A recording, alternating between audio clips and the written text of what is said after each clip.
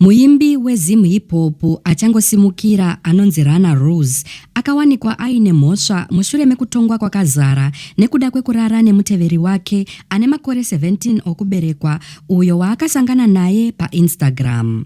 Muri yeZimbabwe ndinokuchingamidzai zvakare Panonzi Pano. Ndapota musakanganiwawo kusubscribe, kufollowa nekulaikawo vhidhiyo rino zvakare nekurishare. Izvi zvinobatsira kuti risvike kure kune hama neshamwari dzenyu dzisati dzariona. Muimbi werap Runna Rules uye ane zita chairo rekuti 11 Takunda Mutondori ane makore 22 abatwa nemhosva yekuita zvepabonde nemwana ane makore 17 mushure mekutongwa kwakazara mudare remagistrates reEpworth.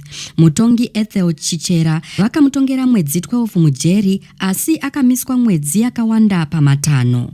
3 months off for good behavior over 5 years and the remaining 9 months swapped for 315 hours of community service starting December 23 at Waterfalls Clinic.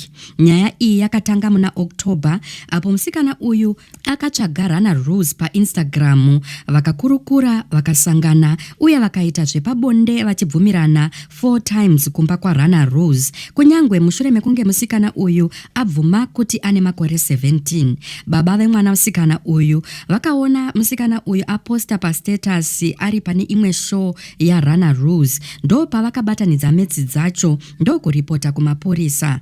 Runna akaramba mhosva iyi asi akangosungwa zvakadaro.